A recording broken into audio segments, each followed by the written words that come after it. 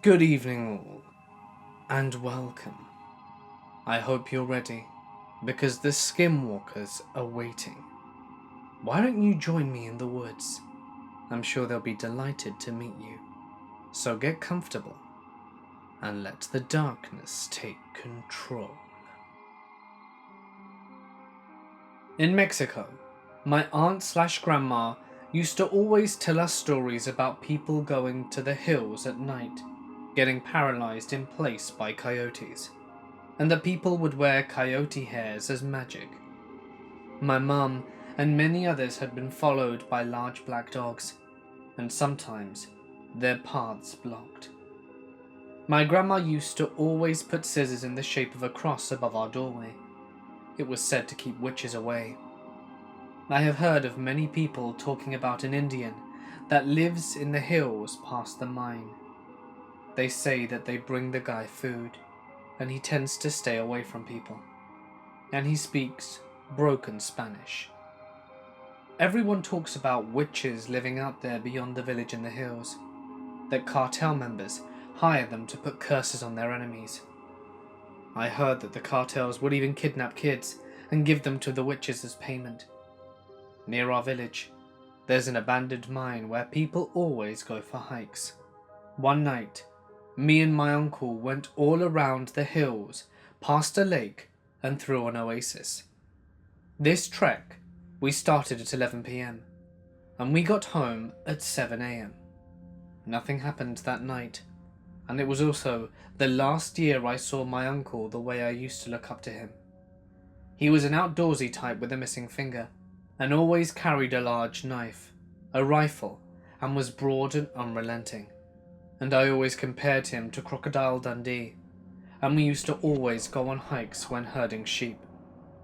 I had trouble keeping up with him, but he knew the land very well and moved through the rocky hills with agility.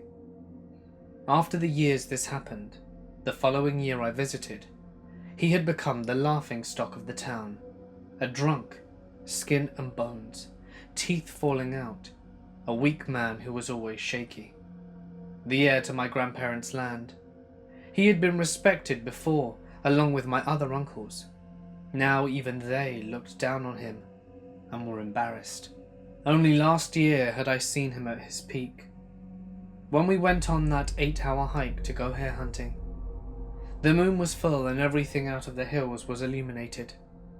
On our hike I asked him, what would we do if we saw a coyote? He joked and said that coyote hairs are good luck, and he'd wear one on his belt to get better luck with the ladies. Then he followed it by saying they're more scared of us than we are of them. I'll skip everything leading up to it, but we have 2 dogs with us, both German Shepherds. One of our dogs went ahead to the mine, which was still a good 10 minutes from sight. There were holes all over the ground, so we were going slowly. They both would occasionally get ahead of us and wait for us, or come back and repeat. They knew the path well, so it wasn't unusual for them to go ahead and wait for us near the mine. At this point it was around 3 a.m. Right as we were reaching it, we saw a big white owl flying overhead, and my uncle joked that it was a witch. We still didn't see the other dog that had gone ahead, but Tambo, the one that stayed alongside us, wouldn't stop growling at it. It was growling like that earlier, when the dogs had found a rattlesnake, so I didn't think much of it. I had a very uneasy feeling in my stomach though. I told my uncle I said I was going to go check if the mine was flooded, while he was looking for Firulisi, the other dog. While I was inside with the flashlight, I didn't hear any bats. Usually you would hear them chirping away. It was eerie silent. I wanted to make it to the end, where there was some writing on the walls, but just as I thought, it was flooded a fourth of the way in, and I hadn't explored the other paths that forked out yet.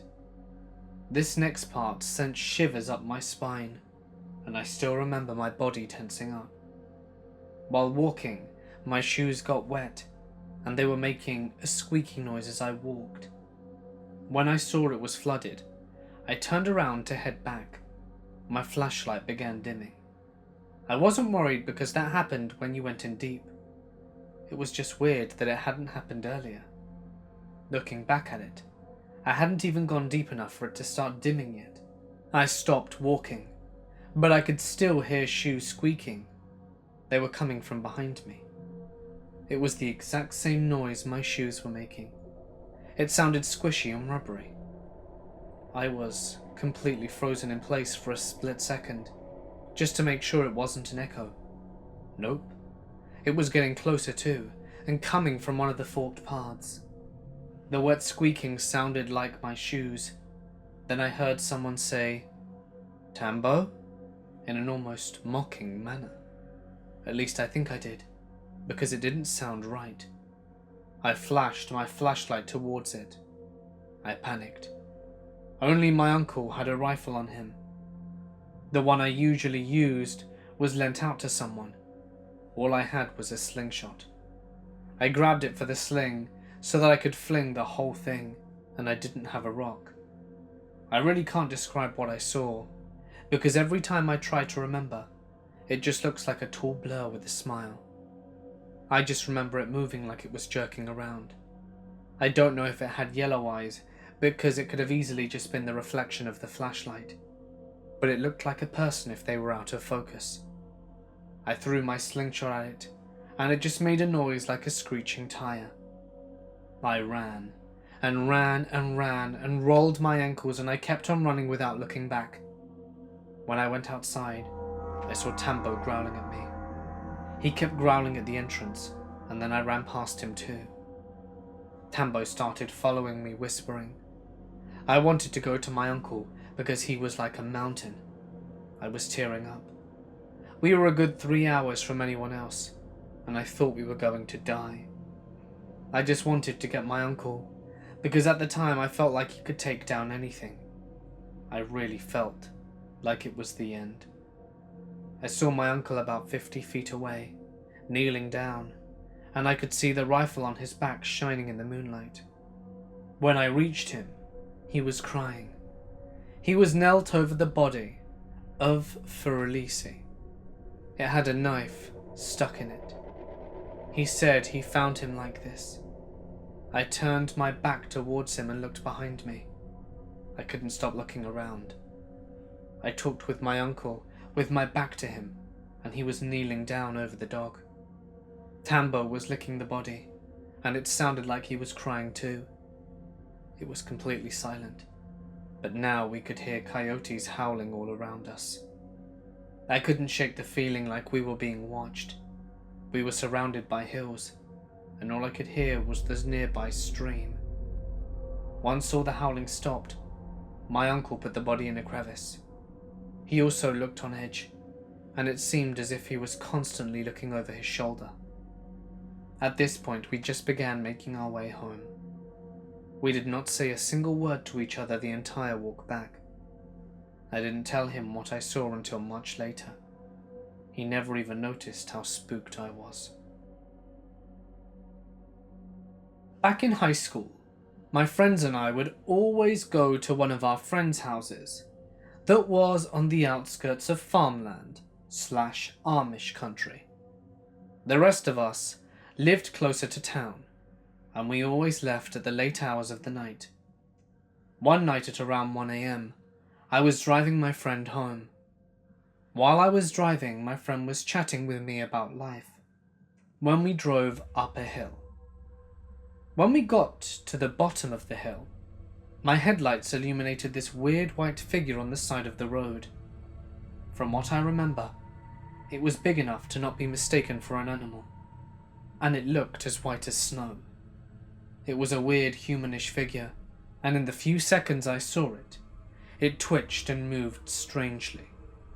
As we drove past it, my friend and I both stopped talking and remained silent for a few seconds when I asked him if he saw what I saw. Now my friend thinks the supernatural and bizarre are all total bollocks. He hates scary stuff like stories, and he thinks it's all fake, which is reasonable. But having my friend say that he saw the same thing, and not knowing what he saw, scared me. The rest of the night went fine, but we did have trouble sleeping that night, trying to figure out what it was we saw. To this day, we still don't know what it was. It freaks me right out. So I used to live in northern Arizona, in a town called Page. The town is on Lake Powell, and nearby Horseshoe Bend, which are both massive tourist attractions recently. It also happened to border the Navajo Reservation, and has a population that is majority native. I'm currently 18. I moved away less than a month ago, so I lived my whole life in the town essentially. I've heard stories, many stories from my friends and their parents as well, but these two stories are my actual experiences. The first story happened about a year and a half ago. Since Page is a 60-mile drive from the next closest town, the nearby area is very popular among locals for jackrabbit, coyote, and bobcat hunting. This particular day, I was out on my own pretty far back on some of the local dirt trails. Pretty recently, after I had started hunting myself. My target was coyotes. This was before I had a call, so I had to look for them or bait them. And my firearm was a Springfield Saint AR-15, loaded with American Eagle 5.5 grain AP shells, which, yes, is an important detail. It was probably around noon, and I had wandered down into a wash that ran up and across the bottom of one of the sandstone cliffs of the area. While walking through the wash, I scared probably the biggest coyote I had ever seen up the side of a cliff face. As it was scaling, I took 3 shots at it, and I was able to hit at least one, because it started bleeding quite profusely as it made its way up and over the top of the cliff. I gave pursuit and probably scaled the face in 3 to 4 minutes of winded climbing. At the top, the cliff turned into a flat mesa, covered by shrubs and dried up bushes, probably about knee height at most. I'm 5'10", so not very tall, but there was no coyote in sight. I started to follow the blood trail, and after about 20 minutes of following, I was very confused and somewhat concerned. The blood trail was still thick. Too much was being spilled to allow the coyote to continue for a straight sprint for that long, and I was hunting with a round that would drop a mountain lion in its tracks. After about 10 more minutes, the tracks from the coyote met up with tracks from what I'm assuming were goat tracks.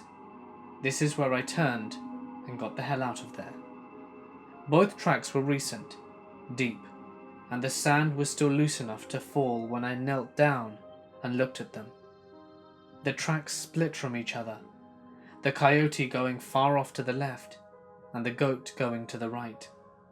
The blood trail, though, no longer followed the track of the coyote, but instead indicated that the goat had been shot. The tracks led down to another wash, known in the area for being bad news, so I got back to my truck fast after that. The second story took place near the outskirts of town, and has a video that comes with it. We and my friends were out at around 10 at night, near one of the local jogging trails. At the edge of these trails, a storm drain tunnel opening sticks out. We always used to joke about skinwalkers using it to hide from joggers or bikers, but we'd never paid it much attention. This night though, we decided to go into the storm drain to see for ourselves. I, of course, was the first one in, but had 5 people behind me. We were probably about 300 feet in, when I heard what sounded like claws scraping against concrete ahead of me. I could only see about 50 feet in front of me with my light, so I shushed everyone behind me. As soon as we got quiet, a moan resonates through the tunnel. I've never backtracked on all 4s so fast in my life. The storm drain leads to a nearby road, which the people who were too scared to go into the tunnel were looking at. But they were not on the road or anywhere near the opening of the road, and were even taking Snapchats at the time of the noise, showing us that 1, it wasn't them, and 2, there were no cars on the road at this time. I can't prove that these were skinwalkers, but they definitely weren't any person or animal that I have ever encountered in my life. If you'd like to see the video, the link is in the description. I live in the woodlands part of the Upper Panhandle near Pittsburgh. While some of the town is buildings and restaurants, when you leave town, it gets pretty scary. We have what I think is a natural reserve called Tomlinson Run. They have hiking and camping trails. To set the scene, it was a very muggy summer day, around mid-June, with heavy rain. I was out with my friends, going on a camping trip in the woods. We were going to go into the woods, but it was easier just to get a small cabin. They provide you with a fire pit around the back near the tree line. We were sitting at the fire having a few beers when it started to pour rain. The heavy brush of trees over the top of us hid us from the rain for the most part, so we stayed out near the fire. Once it started to fall off the leaves, we decided to call it a night. While packing up and being pretty tipsy, my friend Alex went to take a whiz. The only bathrooms in the park are at a building about a mile away, so it was common to just do your business by a shack. Keeping the fire dimly lit while we were packing proved to be a challenging task. All of a sudden, while peeing, he turned around and started yelling to go inside. Him, not being one to joke around and having a serious tone, persuaded us to move our quiches. We grabbed all of our chairs and firewood and hauled it into the cabin. He came in about 10 seconds after us and locked the door. He explained that he saw a wolf along the tree line off to our right stalking us, maybe looking for an easy snack. Now, to make sure you get the layout of the cabins, I'll explain. Each cabin had 4 beds and 1 platform in the roof that someone could sleep in. The 2 beds are bunkers, and each had a window above the first bed and below the second. There was also a window on the top bed. The cabin was designed like an old Indian cabin, with a round room and squared off walls. Being a cheap $50 a night cabin, there were no lights or power outlets in this one. We expected this, having been there several times, so we brought flashlights and portable chargers. Once we got inside, we all kind of just laid there planning out our next day, since there were 4 of us. I decided to sleep on the 2nd floor bed, and took the ladder up and pulled it to form a railing. We all dozed off as it had been a long day. About halfway through the night, what I would guess to be around 2 a.m, I woke up to find my friend James sprinting into the room screaming.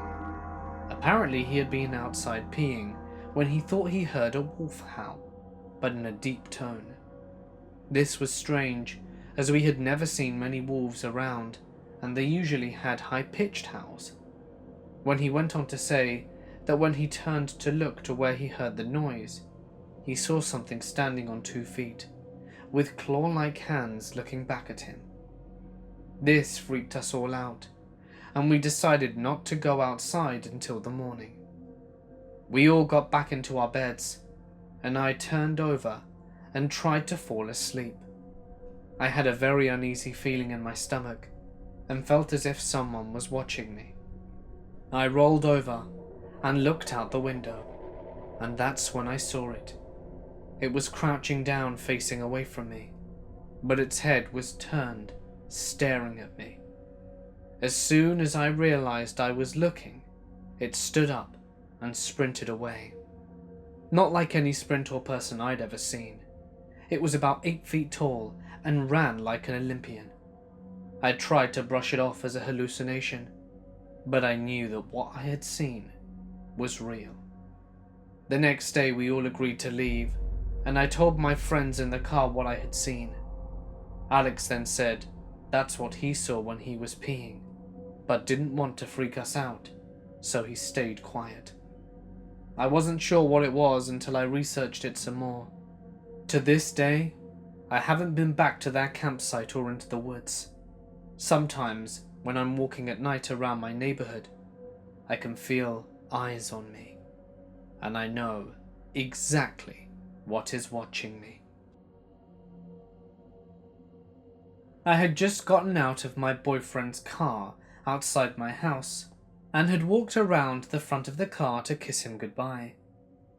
2 houses down, there was a street light, and all I saw from the corner of my eye was a black figure that was around 6 to 7 feet tall.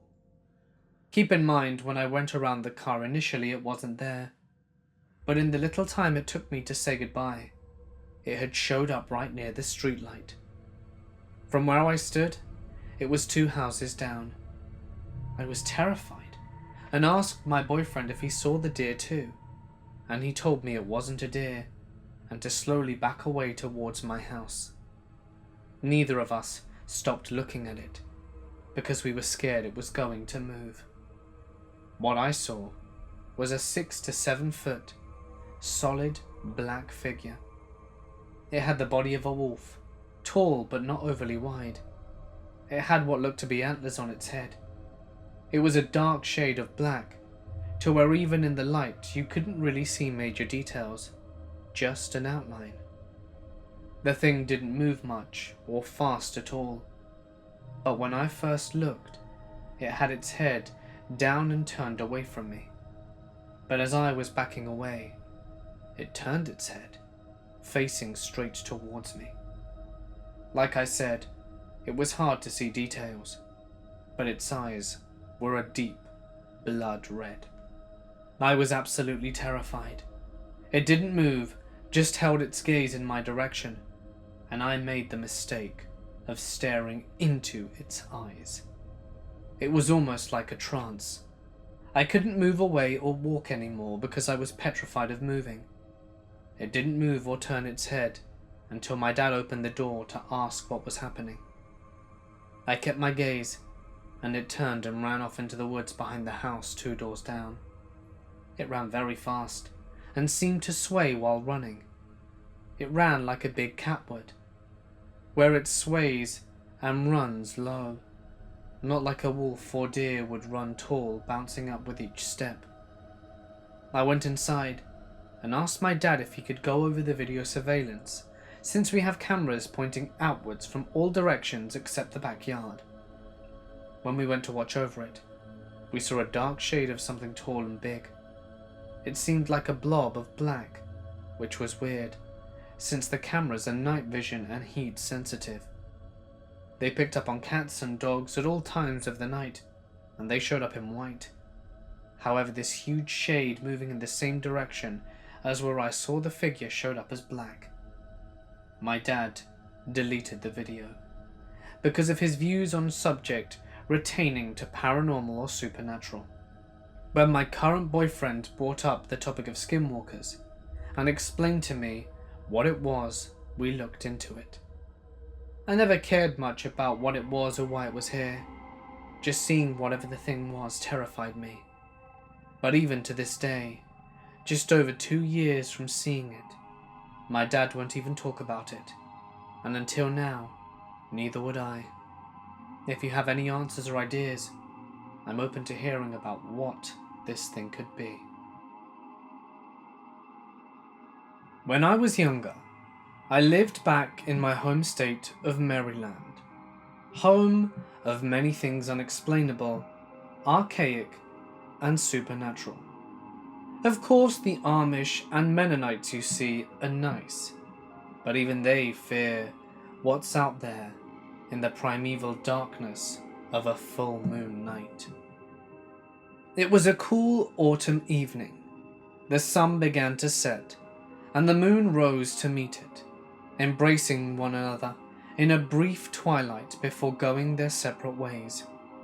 The wind stirred the dying leaves from their branches and scattered them through the air, disturbing the stillness of the water as it glided across the lake's surface. Foxes rushed about through the tall grass, hunting muskrats and gophers alike, rabbits and hares as well. Birds sang sweet nightly laments as squirrels jumped from tree to tree, giving a playful chase as they scaled up and over the branches. Off in the distance, howling coyotes called to one another, barking and yipping to themselves as the stars dotted the sky. The final remnants of the daylight had faded.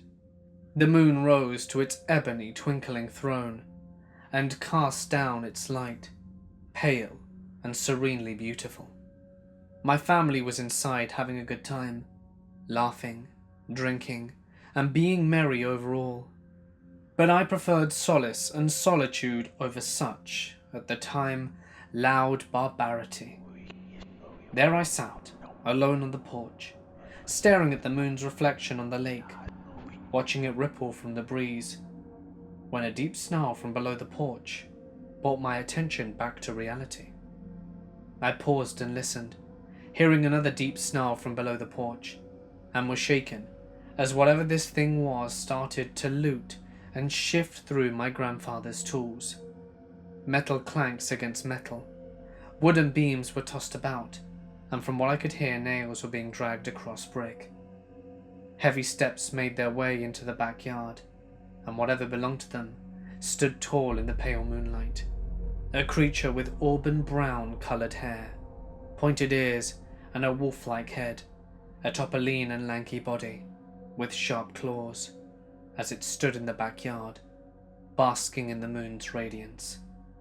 Nothing had happened for a few minutes, but then its ears perked up after my family got louder, and it turned to me on the porch, sniffing the air. My heart sank a little, and just as I thought something bad was going to happen, the beast puts one clawed finger to its curled snout and shushes me. After that, it slowly turned and walked closer to the tall grass, entering the woodline soon after, never to be seen again. My grandma was a practitioner of native medicine and ceremonies. She was what Navajo people call a crystal gazer, a hand trembler. People would often come and visit her and ask for healings or causes of their ailments. At times, people would ask her to help with protection from being attacked by evil entities. My grandma used to teach my aunt and her granddaughter the rituals and ceremonies, much like an apprenticeship. My cousin was one such person that my grandma had chosen to teach her shamanistic rituals. She would tell me the weirdest and scariest stories ever. One story she told me was about a pesky skinwalker that was attacking a neighbor of my grandparents. This skinwalker would go over to their homestead and tap on the windows, open the horse corral, knock over water bottles, and just be a pest to the family. It was thought that the skinwalker was sent because of a jealous man that was infatuated with a girl that lived there, and she had refused to date a certain person. That family had visited my grandparents and asked for help, but my grandma was reluctant. A few days later, the skinwalker returned. This time it harassed the sheep herder. Its attacks were relentless, and the sheep herder was frightened and ran over to the family house in the middle of the night. The father of the house told the sheep herder to calm down and go back to his house.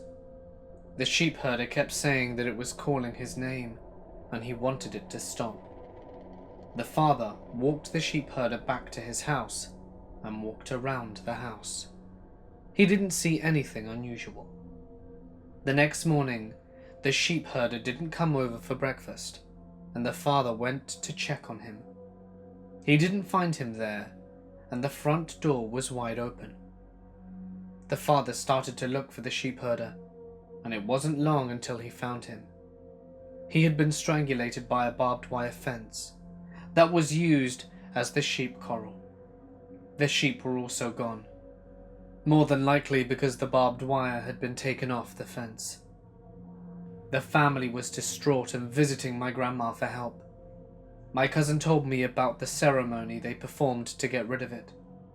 She said the next morning they gathered some ingredients, a Navajo ceremonial basket, and a crystal arrowhead, and she said that early in the morning before the sun rose, they began the ceremony. She held the basket and the arrowhead, and they were buried under the ingredients while my grandma was singing. The arrowhead started to rise and levitate above the basket, and it flew out of the basket, and they kept singing until the sun came up. My cousin asked where the arrowhead had went, and my grandma told her that the arrowhead took care of the skinwalker that was terrorizing the family. My cousin told me that the family had been freed from the skinwalker's curse, and that they would not have to worry about it again. I am of Navajo descent. I'm only 1/4. My grandfather is pure. This was quite a while ago, but every summer we used to go and stay at my uncle's house. He has 3 floors, and the basement was pretty much the living room and had a slope that went above ground, so it was only half underground and had windows and everything. So for some odd reason, they leave these huge windows open at night. I've seen skinwalkers snooping around pretty often, and mainly as distant silhouettes or 6-foot-tall coyotes. Could you just be normal? So I knew exactly what to expect when you voluntarily leave a window large enough for a person to easily climb through. Let's go off on a bunny trail real quick. This situation made me uncomfortable because of stories about when we were babies. My family was staying in my Nali's trailer, and she had these individual square locks, and they woke up in the dark hours of the next morning to find all the locks on the floor and the doors wide open, and my brother missing a lock of hair. My Nali had to do some ritual or prayer or something to save him. It worked, by the way. He grew up to be successful and is currently following his dreams. But back on track. So we're all getting ready for bed. My grandma is sleeping on the couch, my brother and his friend are sleeping on the other couch, and me and my aunt were sleeping on a mattress behind the couch that my grandma was on. Everyone else went camping outside to skinwalker hunt. Everyone got settled and went to bed, and my aunt stole my pillow. Around 1 or so, I woke up feeling uneasy. I sat up and looked around. Everything appeared normal, and nothing was in the windows but the distant flashlights that we did often see, and I went back to sleep. So here it happens. 4 a.m. I roll on my left side and see my aunt sleeping peacefully, despite having rolled off our mattress. Her hair spread across the floor, and she was completely wrapped up cozy in her blankets. Everything is normal, until I realized that my aunt was on the right side of the bed, and whatever this thing was, is not my aunt. This long black hair was not hers, and her knee, that was somewhat exposed, was some joint. It was not human. Nonetheless, you know if you get greatly injured or afraid, you either become incapacitated with fear or filled with adrenaline, right? I filled with adrenaline. I reached up my arm and grabbed the couch and flipped myself over to the other side. I woke up my grandma in doing so, and I told her to stay awake but to stay quiet, and it began to move around the couch and back out the window. It was so odd though. The way it moved so smoothly was kind of like the Heartless from Kingdom Hearts. Very snake-like. During the 1970s, before I was born, my dad worked as a trail guide in California. He'd lead groups of tourists on horseback across mountain trails and such, and he met a lot of people during his time there. He met this Native American guy, who started out as a regular customer, and eventually became an employee. He came from an Indian reservation, although he never said which. He also didn't explain why he left, but he was a cool guy, so my dad never really gave his origins much thought.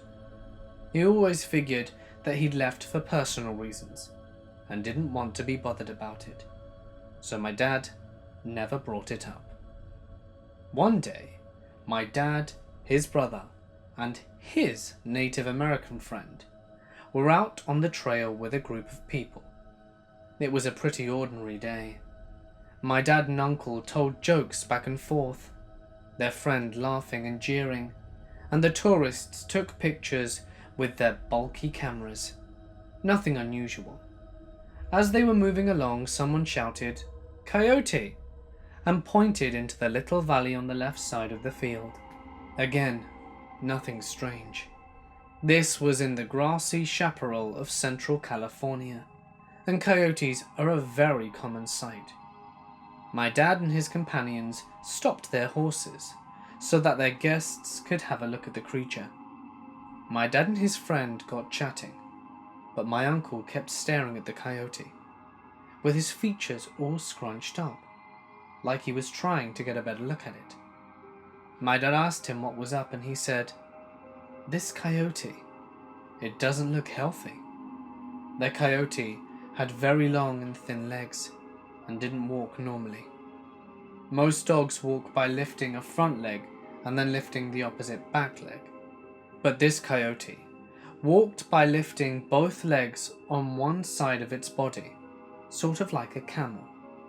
Its snout was also a good 3 inches longer than normal, and it held its nose high in the air, as if it was sniffing for something. My dad said that it was probably just deformed, and my uncle agreed. Their friend, however, was silent.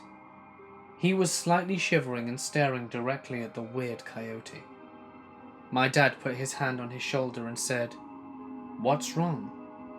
With a shaking finger, his friend pointed at the coyote and said, "The tail. Look at the tail." My dad looked and said, "What do you mean? It has no tail."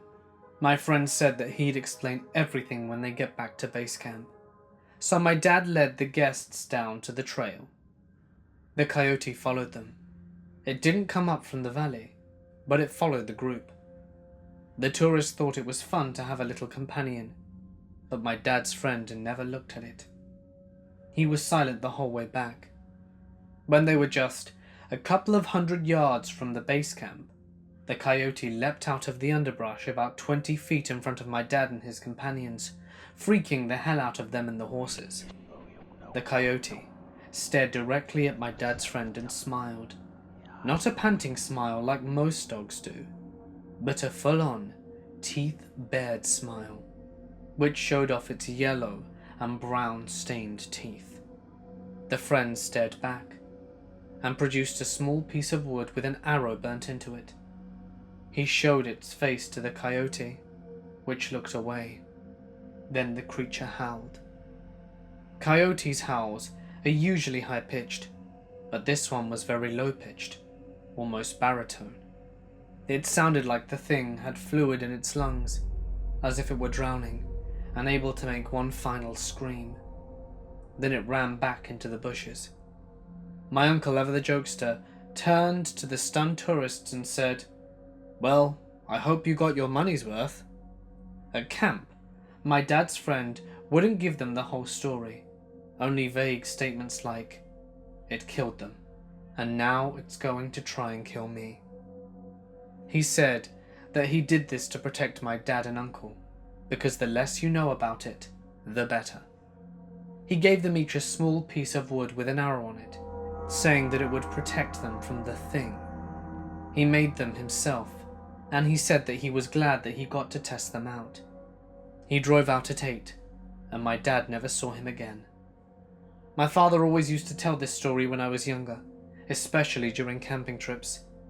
He's a high-spirited kind of guy, so he always tells it in good spirits. but sometimes he says that on cold nights, when the wind is blowing and there's a rustling in the trees, he can hear the low howl of the thing that was not a coyote. I was visiting my cousin's house. I have 4 cousins, 2 twin girls aged 10, and then the older brother aged 21 and 26. I was sleeping in the room with the cousin of age 21, and we heard stuff falling in the girl's room, right next to where we were. We assumed that it was just them playing, but then one of them started talking to the other, and they were across the room. So my cousin stepped out of the room to go check, and I watched over his shoulder through the doorway. Right as the girls were explaining that stuff was falling without provocation, a sort of humanoid thing came bursting out the closet. It looked humanesque, but was much longer and thinner, and ran on all 4 legs. It ran out of the house, broke the front door hinge, and straight through the screen by the door. We called the police immediately, and they were there within 5 minutes. They looked in a 5-mile radius and nothing was found. They gathered DNA from the door, and apparently this thing was cut by the shattering wood on the door, and there were small amounts of blood on it. They ran tests, and it was determined to be inconclusive. They said it was similar to human DNA, but not in the way ape DNA is similar. It wasn't a human though. They knew that. So to this day, we have had no incidents with whatever this thing is. They still live in the house and have had no problems, but we have zero explanation for what happened and what that thing was and how it got into the house. Hey guys, it's Mort here and thank you so much for listening. I hope you enjoyed tonight's Skinwalker stories. I know these are some of your favourites. I might make another one really soon, if I can hit that magic 1k likes. I suppose it's down to you really. If you liked the video, don't forget to drop a comment as that always really helps me out, and it's nice to read your thoughts on these. Something else that you can do which is super fun is subscribe and press the little bell icon. Why would you do that though? It's because I post every night and you don't want to miss your nightly spooks, as they'll always be there waiting for you. If something terrifying has happened to you and you would like to share it with the rest of the world, feel free to email it to me or post it to my Reddit. I would love to read about it, and I'm sure the rest of you guys would love to hear about it as well.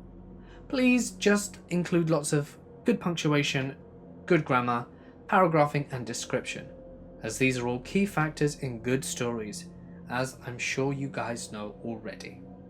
But anyway, for now guys, it's time to sign off. Stay awesome, and I'll see you in the next one.